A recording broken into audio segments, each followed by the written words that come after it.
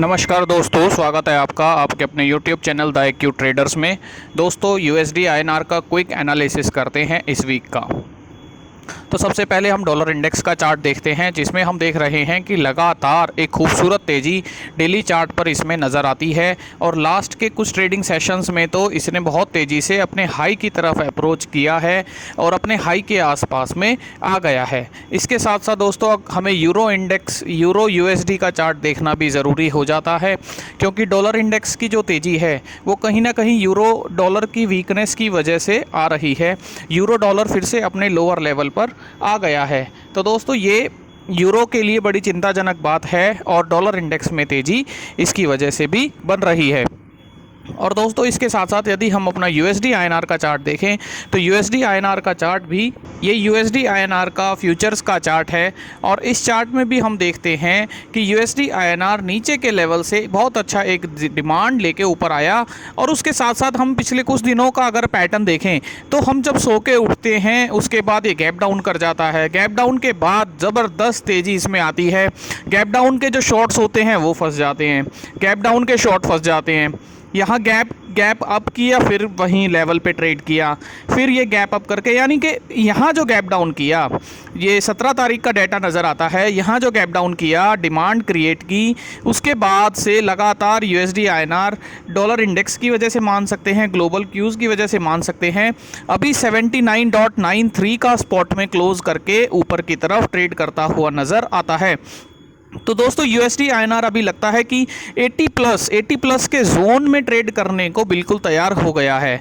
ऐसा इसलिए मैं कह रहा हूं, एक बार हम डेटा देखते हैं कि लास्ट टाइम जब 4 तारीख को USD INR ने हाई लगाया था 79.98 का, उस दिन का आप वॉल्यूम देखेंगे तो वॉल्यूम आप देखेंगे तो 57,92,000 के आसपास वॉल्यूम है। और अभी USD INR अभी फिर से उसी जोन में आ गया है, 79.94 का हाई लगाया है, वहीं क्लोजिंग किया है और अभी वॉल्यूम देखिए 20 लाख। तो इसका मतलब कि जब ये वॉल्यूम था, जब लास्ट टाइम इसने तेजी लगाई थी और उसके बाद नीचे आया था, जबरदस्त नीचे आया था, क्लोजिंग भी काफी नीचे दी थी, उस टाइम यदि आप देखेंगे तो उस टाइम काफी एग्रेसिवली इसमें इंटरवीन किया गया था। वो एग्रेशन अभी आपको नजर नहीं आता, बल्कि धीरे धीरे USD INR धीरे धीरे वॉल्यूम जनरेट करता हुआ धीरे धीरे VWAP को ऊपर की तरफ लेके आया और धीरे धीरे यहां एक शॉर्ट कवरिंग का पैटर्न भी आपको नजर आता है। शॉर्ट कवरिंग देखेंगे तो लगातार इसमें अनवाइंडिंग्स नजर आ रही हैं। इसका मतलब हमें यह समझ आता है कि शॉर्ट्स भी इसमें काफ़ी अच्छे काटे जा रहे हैं। तो इसका ये इंडिकेशन हमें एक इंडिकेटिव करता है, एक डायरेक्शन देता है कि USD INR अभी नेक्स्ट ट्रेडिंग सेशंस में नीचे आने के मूड में तो बिल्कुल भी नज़र नहीं आता। और नीचे भी यदि ये आता है तो ये जो जोन बनता है, यहाँ एक डिमांड का जोन, हमें पुल बैक का जोन बिल्कुल एक इसमें समझ आता है। तो USD INR में शॉर्ट्स अगर आप लेते हैं तो बिल्कुल आपको कोशियसली बिल्कुल आपको रहना पड़ेगा, ऐसा हमारा मानना है।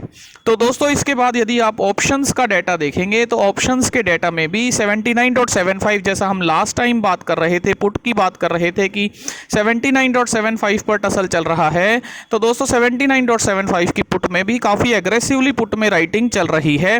हालांकि 80, जैसा लास्ट टाइम भी हम देख रहे थे कि 80 में अपने आप में एक रेजिस्टेंस क्रिएट करने की पूरी कोशिश की जा रही है। 80 में लास्ट ट्रेडिंग सेशन में भी काफ़ी अच्छा इसमें ओपन इंटरेस्ट आया है।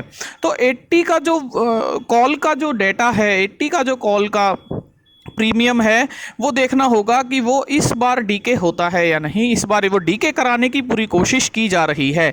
तो दोस्तों ऐसा अगर 80 के राइटर्स अगर सक्सीड होते हैं, कुछ लास्ट वीक है एक्सपायरी का, तो उसे नीचे लाने USD INR को 2-3 दिन होल्ड कर पाते हैं, नीचे की तरफ होल्ड कर पाते हैं, तो भी हमें देखना होगा कि 80 के जोन में अनवाइंडिंग शुरू ना हो जाए, क्योंकि 80 के बाद USD INR में अगला सपोर्ट 80.5 के आसपास ही बनाने की कोशिश की जा रही है।